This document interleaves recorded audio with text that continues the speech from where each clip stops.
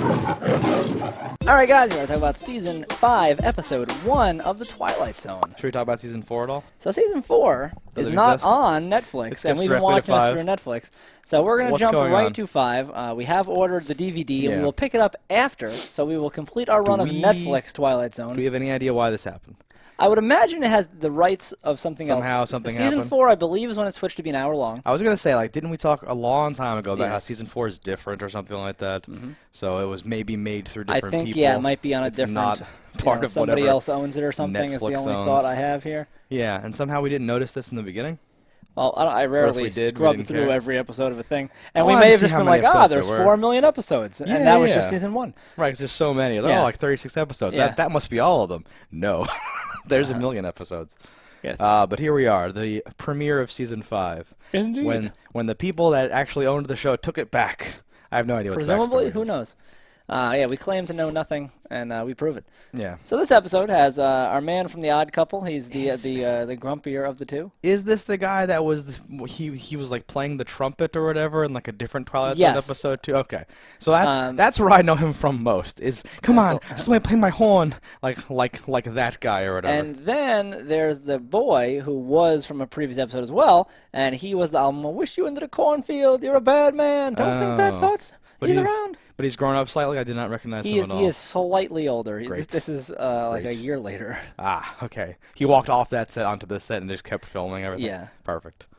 Okay. This is one of those episodes. It starts up and I'm like, oh, a war episode. And then it's like, oh, a guy down on his luck, whatever episode. And then I'm like, oh, a carnival episode. Great. Yeah, it jumped around a little bit. You know. As far as, like, was this a good episode I don't or love not? this episode. It was not great.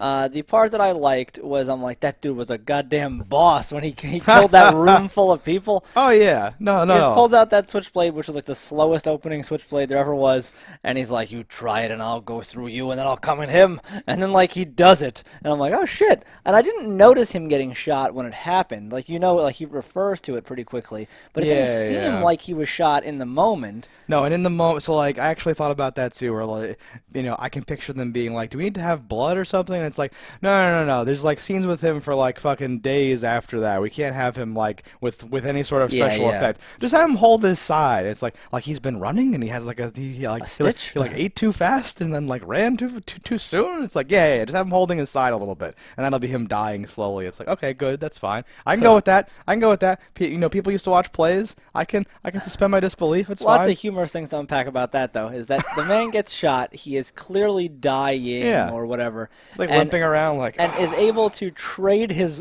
life, which would be like 7 minutes, for the life of his son who has died. No, the whole thing. Or dying. We're skipping to the end, but yeah, after like reliving his childhood, maybe dying memories of it or whatever, he successfully bargains with God to like have his life as if, he's like, I promise, I won't go to the hospital. I'll just lay down.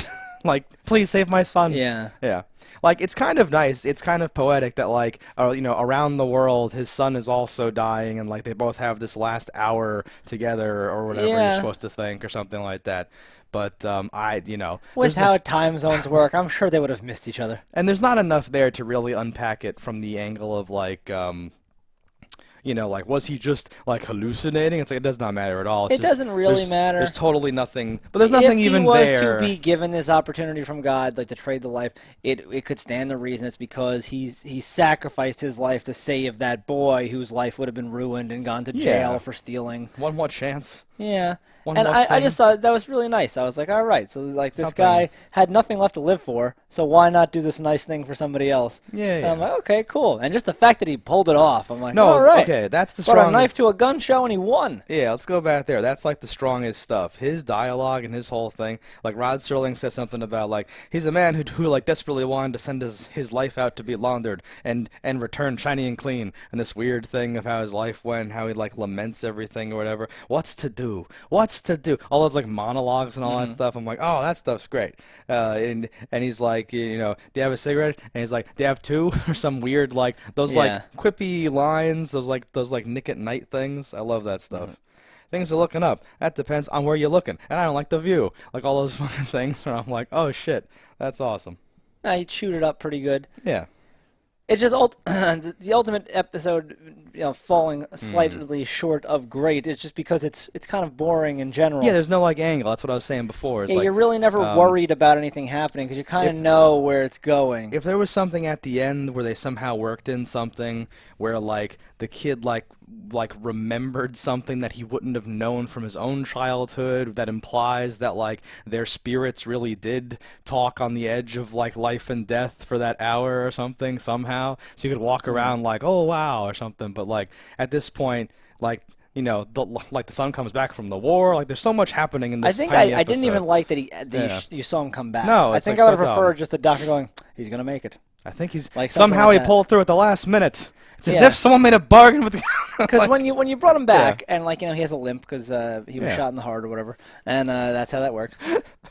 But when you Shrapnel. bring him back and he's like walking around the fair Yeah. and he like does his whole like, oh, don't chew, that's what Dad always said, but like just talking to no one. I'm like, stop talking to the audience, you No, it's bastard. And horrible. you're so cheesy with how you're doing it that work the barrel, not the jaw, or something Yeah. stupid. But that's the whole thing. Is like all of that lines up with both of them just like separately remembering it, and there being nothing supernatural at all going No, on. not really. And I don't like that. I want there to be some weird thing, but which they do all the time. Where you're Yeah, like, like it would have been better if where he's you're like, does that Charlie, count? you're gonna. His name wasn't Charlie. Whatever. Charlie, you're gonna be okay. You're gonna be all right. You're gonna be and remember, underneath the Yeah. bench at 23rd Street, I have my stuff. All my money's buried there. Like something. Him going Something What did I crazy. just think about it? Remember that? Yeah, I was thing gonna with say, the money, like- right? Something that proves that that it was paranormal. Right, I can't think of what it would be, but if you're already planning to film some like back end stuff with the kid back from the war at the same theme park, you could have somehow had a thing or something,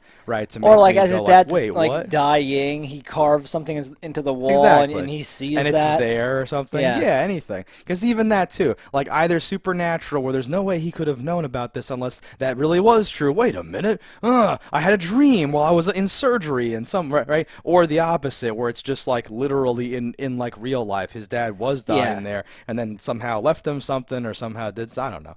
It was just something. It didn't really go that extra mile. because that would have made all that corniness like okay in a way, and it would have given me that little touch of like, it's still a Twilight Zone, I guess. But as this Yeah. stands here, this didn't even have to be a Twilight Zone. It didn't have to be anything like. Yeah, it fell Whoa. short in some degrees and it went too long in others. Where I'm Yeah. like, couldn't you just stopped? Can you just be done? Yeah, but it's okay. Again, if it It's didn't have fine. that knife part, that Yeah. episode would have been a wash for me. It would have Exactly. nothing redeeming. No, and like I'm saying, like all that gangstery dialogue and all that stuff, I like all that old stuff. So like that part was good. I think in like that angle, as we do like the categories, like really fell short in like the mind freak, mind fuck. Yeah. Try not to curse as much. Angle of the whole thing, and no weird like, what would I do if I was in a theme park? Like I don't care about that at all. But then over No. here with like acting and filming, I was like, okay, no, that was like a good like thing. Like when the kid comes in beat up, and then like the main trumpet guy is just like on the couch still. Like he doesn't like Yeah. like the jig's up, but he just keeps laying there talking. Like he's such a baller. He doesn't like get up. Like, oh no, he's like Ray Liotta. He's just laying Yeah. there like, well, I guess it is. Like he just like talk. I'm like, oh man, like I love that stuff. But everything else, yeah, no. No. All right, guys, that's our thoughts on this episode of Twilight Zone. Listen in the comments below what you thought about it. Don't die in a fire, and we'll see you next time. Hello, internets. I just love watching JustDaggers. If you've enjoyed this video as much as I have, click that subscribe button.